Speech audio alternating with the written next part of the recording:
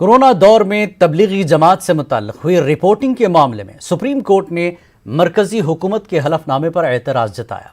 Supreme court ने मरकज को junior अफसर के बजाय सीनियर अफसर के जरिए हलफनामा दायर करने को कहा। साथ ही हुकूमत से पूछा कि मरकज के खिलाफ किसने गलत रिपोर्टिंग की और इसके खिलाफ क्या कार्रवाई की गई। CGI ने तबसरा करते हुए कहा कि इजहार राय की आज़ादी के बुनियादी हक का सबसे ज़्यादा नुकसान हुआ है। इस मामले में अब 2 हफ्ते के बाद समाअत होगी।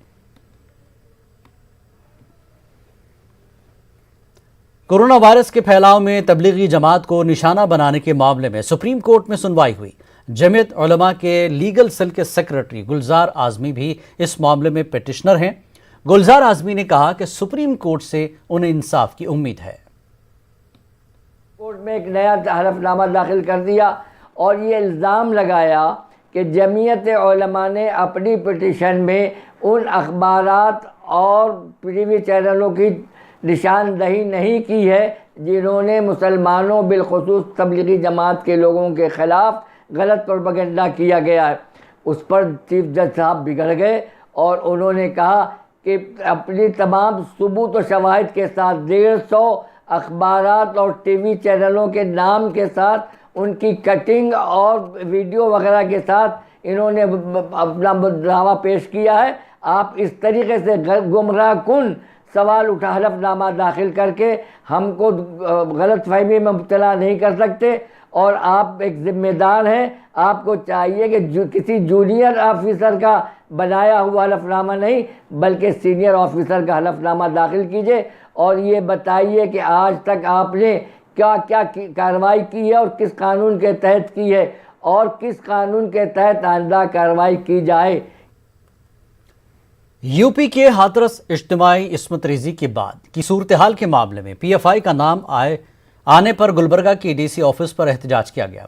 PFI के मकामी कारकुनों ने इस मामले में PFI का नाम घसीटे जाने की सख्त अल्फाज में मजम्मत की। PFI के मकामी लीडरों का कहना है कि BJP हुकूमतें अपनी नाकामियों को छुपाने के लिए हमेशा बली के बकरे ढूंढती है। हाथरस मामले में भी यूपी की BJP हुकूमत PFI को बली का बकरा बनाकर राह फरार इख्तियार करने की कोशिश कर रही है। ख़ास तौर पे दलितों और मुसलमानों के लिए जद्दोजहद करने वाली है PFI। इसको बार बार हर जगह पे जहाँ कहीं भी इनके फेलियर होते हैं, जहाँ कहीं भी फसाद होते हैं, वो फसादों को छुपाने के लिए, अपने लोगों का नाम छुपाने के लिए PFI का नाम डालकर वो इशू को डाइवर्ट करने की कोशिश करते हैं। PFI हिंदुस्तान के कानून को मजबूती से पकड़ कर चलती है। जब एहतजाजात शुरू हो जाते हैं, उनके खिलाफ बातचीत शुरू हो जाती है, बौखला कर कई एक जो है बेजा इल्ज़ामात जो है अलग अलग मुस्लिम तंजीमों के ऊपर और मुसलमानों के ऊपर और ख़ासकर पॉपुलर फ्रंट ऑफ इंडिया के ऊपर लगाने की कोशिश जारी की है। इससे पहले भी दिल्ली के अंदर, DJL के अंदर और मुख्तलिफ मौक़ों पर जो है पॉपुलर फ्रंट ऑफ इंडिया को बदनाम करने की कोशिश की गई है। बहुजन क्रांति मोर्चा ने यूपी CM योगी आदित्यनाथ को हटाने का सदर जमहूरिया से मुतालबा किया।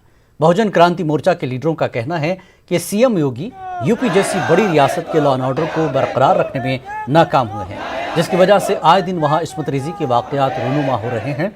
गुलबर्गा DC ऑफिस पर एहतजाज करते हुए मोर्चे के लीडरों ने मरकजी हुकूमत की बेटी बचाओ बेटी पढ़ाओ नारे पर भी सवाल उठाया है।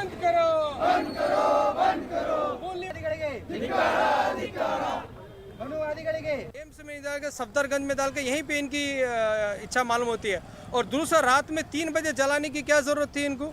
क्या ऐसा छुपाना चाहती थी यूपी गवर्नमेंट? अब तक डिप्टी कमिश्नर को सस्पेंड करना था। तो गवर्नमेंट ने जो हमसे वादा किया था 2014 में, जो BJP गवर्नमेंट आई थी, उससे पहले वादा हुआ था कि हम बेटी बचाएंगे, बेटी पढ़ाएंगे, सबका साथ सबका विकास। किसका विकास हुआ है? क्या हुआ है? अपने देश का हालत देख। बहुजन क्रांति मोर्चा की जानिब से औरंगाबाद के जिला कलेक्टर ऑफिस के रूबरू एहतजाजी धरना दिया गया। इस मौके पर उलमा इकराम ने भी इस धरने में हिस्सा लिया। मुजाहिरीन ने हाथरस केस को मुल्क में तानाशाही से ताबीर किया और मुलजमीन के खिलाफ फौरी कार्रवाई का मुतालबा किया। इस मौके पर योगी हुकूमत के खिलाफ जोरदार नारेबाजी की गई।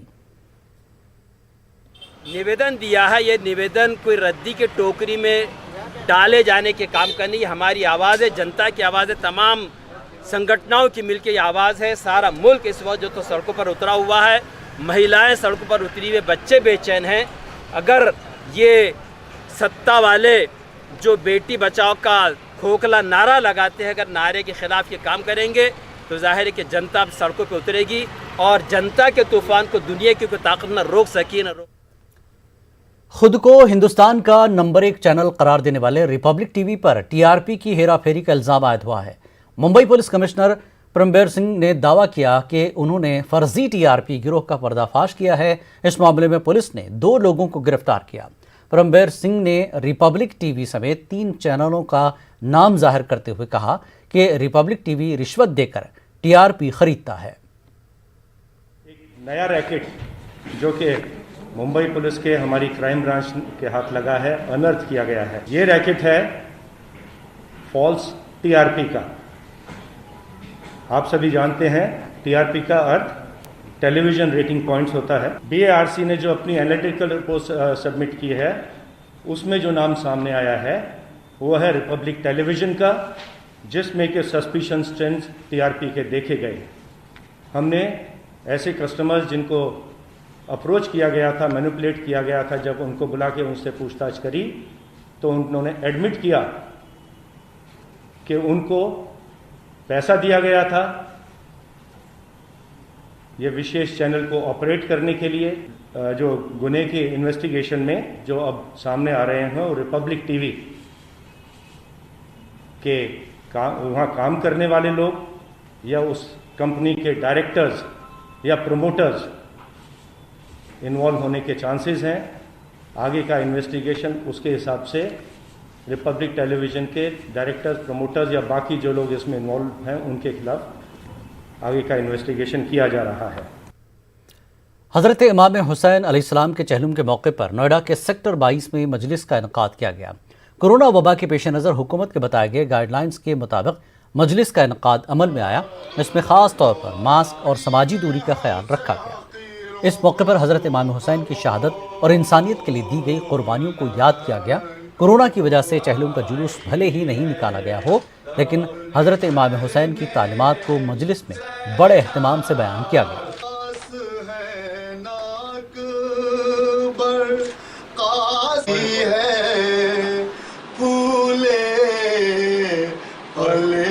चमन को आई है दम करने ज़ैनब शहर को करबला मिलाया भाई का बदे आईना उसके हाथ में रोकर दिया से निकले हो शायद के कासिदा जाए। अरे खुदा करे मेरे बिछड़ों को खैर से लाए। बशीर समझा ये बिनते हुसैन खामोश रह गया सुगरा के मुंह पे को।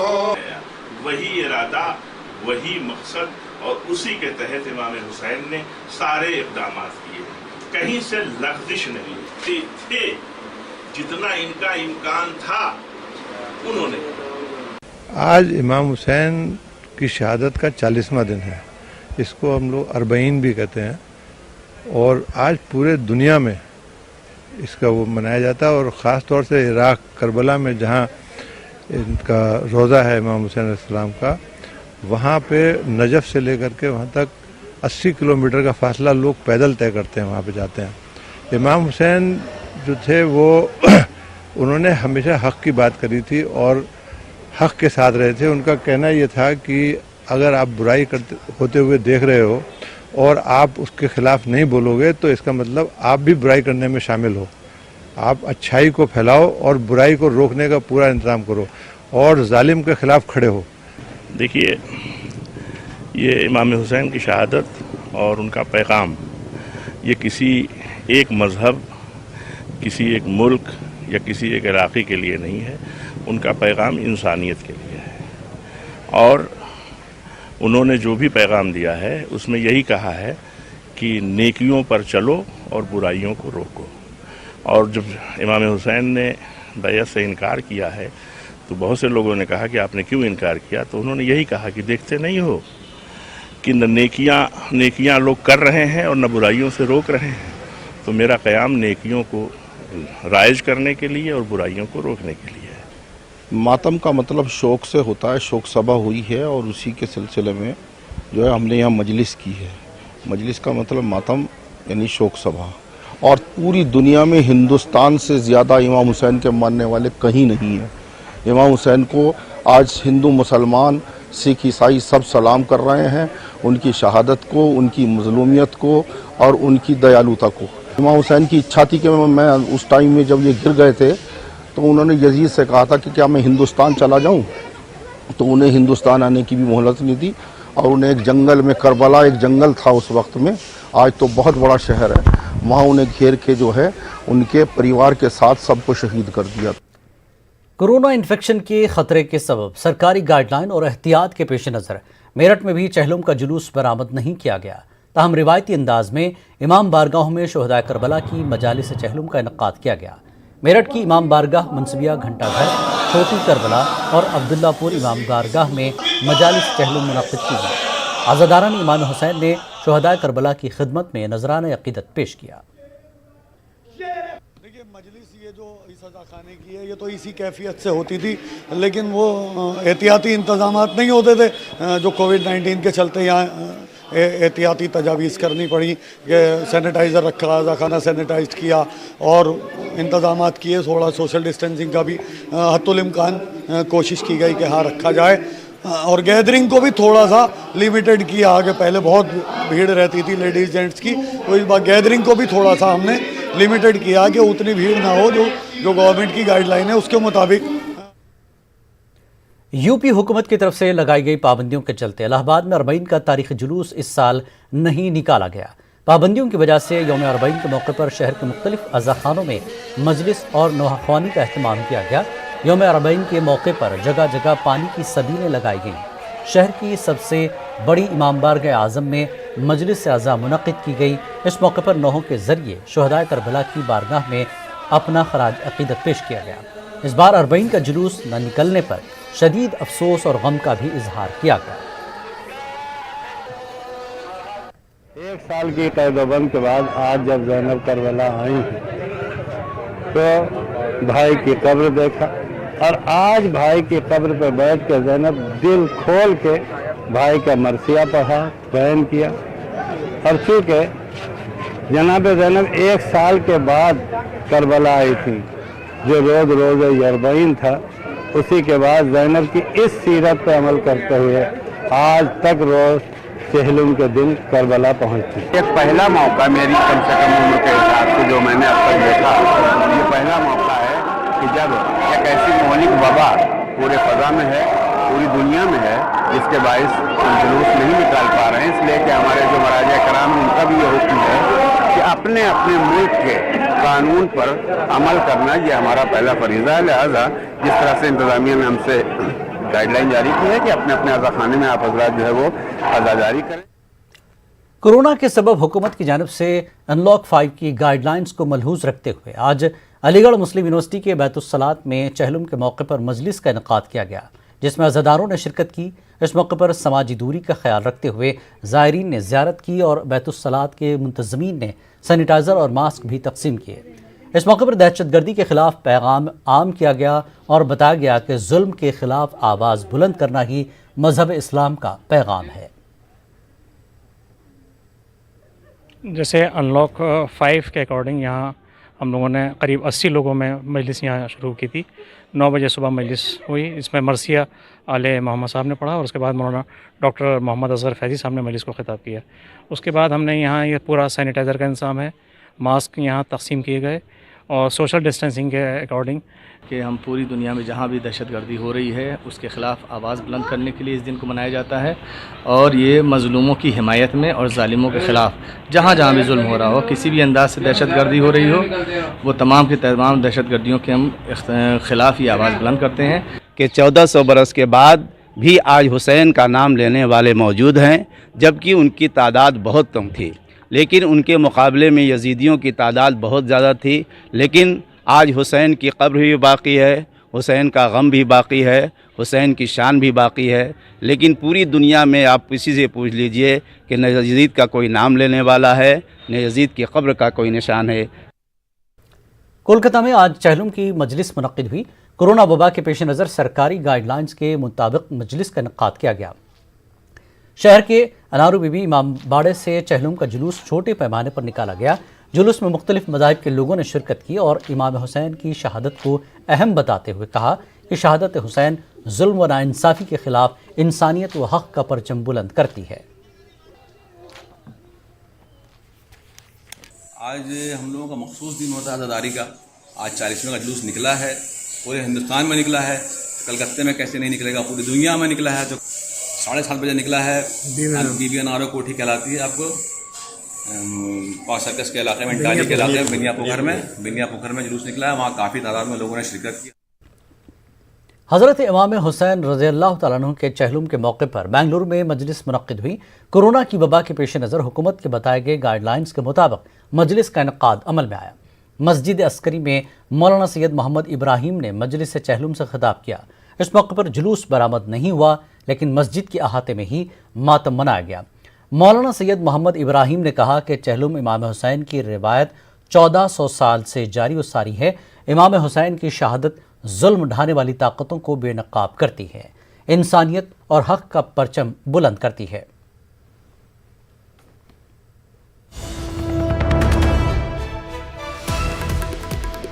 इस वक्त की बड़ी खबर आपको दे दें। जी हाँ, बिहार से आ रही है, नहीं रहे रामविलास पासवान। बड़ी खबर, नहीं रहे रामविलास पासवान। बिहार की सियासत का बड़ा चेहरा, सियासी कद्दावर शख्सियत रामविलास पासवान नहीं रहे। बड़ी खबर इस वक्त की। जी हाँ, बिहार के ताकतवर लीडर रामविलास पासवान नहीं रहे। बड़ी खबर इस वक्त की, रामविलास पासवान नहीं रहे। एलजेपी के सदर रहे और मरकजी वजीर रहे, रामविलास पासवान नहीं रहे। बड़ी खबर इस वक्त की, रामविलास पासवान नहीं रहे। जी हाँ, आप अपने स्क्रीन पर देख सकते हैं, रामविलास पासवान नहीं रहे। रामविलास पासवान काफी अरसे से बीमार चल रहे थे और इसी दौरान तवील अदालत के बाद रामविलास पासवान चल बसे हैं। इसके बाद उनके बेटे चिराग पासवान को पार्टी का सदर बनाया गया था। चिराग पासवान ने ट्वीट करते हुए ये जानकारी दी है कि रामविलास पासवान नहीं रहे। बड़ी खबर, बिहार से एलजेपी के सदर रामविलास पासवान नहीं रहे। चिराग पासवान जो उनके बेटे हैं, उन्होंने ट्वीट करके ये जानकारी दी है। काफ़ी अरसे से वो बीमार थे। चिराग पासवान ने ट्वीट करते हुए रामविलास पासवान के गुजरने की जानकारी दी है। बड़ी खबर, रामविलास पासवान नहीं रहे। बिहार की बड़ा सियासी चेहरा और एलजेपी के सदर रहे रामविलास पासवान काफ़ी अरसे से बीमार चल रहे थे। चिराग पासवान जो कि रामविलास पासवान के बेटे हैं और पार्टी के फिलहाल सदर हैं, उन्होंने ट्वीट करके ये जानकारी दी है कि रामविलास पासवान नहीं रहे। इस वक्त की सबसे बड़ी खबर, रामविलास पासवान नहीं रहे।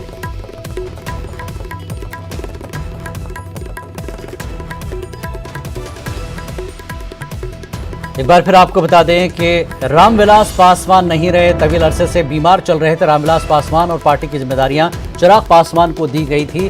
और जबकि बिहार में इलेक्शन होने वाला है, कई पार्टियों ने टिकट तक जारी कर दिए हैं, सियासी सरगर्मियां उरूज पर है और ऐसे में रामविलास पासवान का बिहार में गुजर जाना एक बड़ी खबर है और पार्टी के लिए बड़ा धक्का है।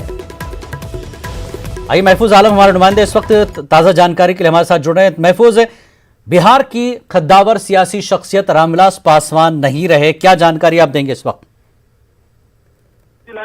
बिहार में रामविलास पासवान के जाने का बिहार में एक तरह से कहिए शोक का माहौल कायम हो गया है।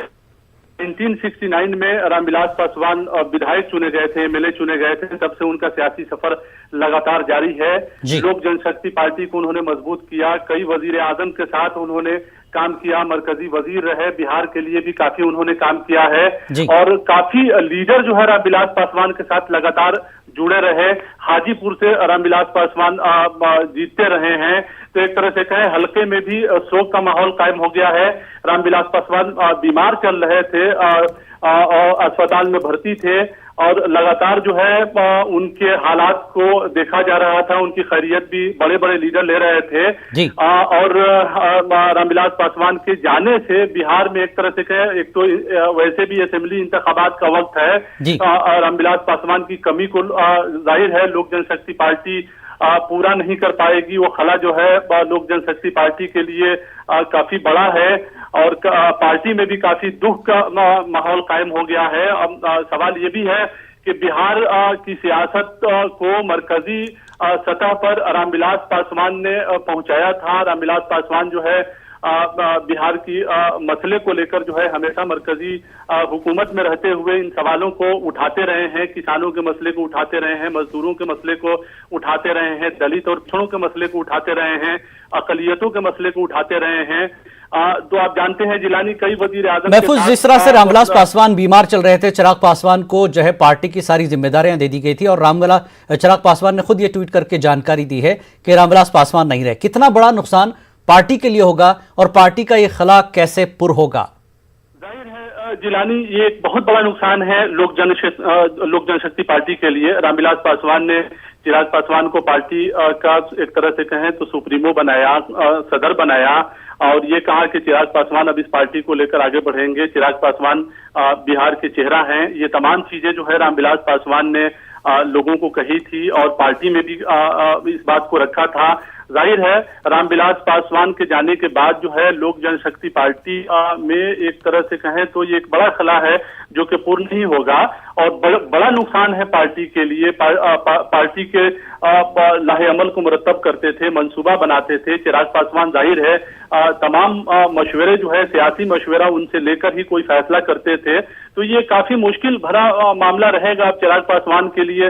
जाहिर है अब अकेले तमाम चीजों को देखना ये काफी मुश्किल भरा रामविलास पासवान जैसे तजर्बेकार सियासतदान जिन्होंने इतना जबरदस्त तरीके से अपने सियासी करियर का शुरुआत किया, काफी जद्दोजहद किया, काफी कुछ देखा है उन्होंने अपने सियासी करियर में। बिल्कुल 69 से बात करें तो बहुत पुरानी बात, एक लंबा करियर जो है रामविलास पासवान का रहा। महफूज, अहम बात ये जानना चाहेंगे क्योंकि ये दिल्ली में थे, दिल्ली के फोर्टिस अस्पताल में जो है इनका इंतकाल हुआ है, अस्पताल में थे, बिहार पहुंचेंगे, क्या कुछ होगा आगे का कार्यक्रम, इस बारे में कोई जानकारी पार्टी की तरफ से दी गई है क्या? देखिए जिलानी, अभी पार्टी की तरफ से ये जानकारी नहीं दी गई है, लेकिन जल्दी ही ये तमाम सूरत हाल भी वाज़ेह हो जाएगा। अभी चूंकि फौरी मामला है, पार्टी की तरफ से ये बयान आएगा और जाहिर है उनको जो है बिहार लाया जाएगा और पूरे एजाज के साथ जो है आखिरी रसूमात होगी। तो ये तमाम पहले जो है अभी तय होने बाकी हैं और जल्दी ही जो है पार्टी ये तमाम चीजों को बताएगी। जी जिलानी जी। महफूज, जब एक तरफ यहाँ पर गठबंधन हो रहे हैं, कई पार्टियां नई वजूद में आ रही हैं और एलजेपी ने इस बार इलेक्शन को बहुत मुख्तलिफ कर दिया है एक तरह से एनडीए से बाहर होकर, हालांकि है वो बीजेपी के साथ, ऐसे में रामविलास पासवान होते तो क्या कुछ होता पार्टी में? देखिए अभी जो चिराग पासवान ने मौजूदा जो फैसला किया है, जाहिर है इसमें रामविलास पासवान की मर्जी का दखल है। रामविलास पासवान की मर्जी से ही चिराग पासवान ने जो भी मौजूदा सियासी फैसले लिए हैं वो उनमें जो है रामविलास पासवान की मर्जी शामिल है। लेकिन ये जरूर है कि रामविलास पासवान होते तो चिराग पासवान को इंतखाबात में भी फायदा होता और जो उनकी अपनी एक सियासी हिकमत अमली है, जो अपनी सियासी सूझबूझ है और लोगों के बीच में जो लोगों से पकड़ है, उनका आम लोगों से पकड़ है, आम लोगों के टच में रहते थे, बातचीत करते थे, तो ये चीजें जो है चिराग पासवान को नुकसान पहुंचा सकती है। लोक जनशक्ति पार्टी को ये कमी जो है बहुत ज्यादा सताएगी।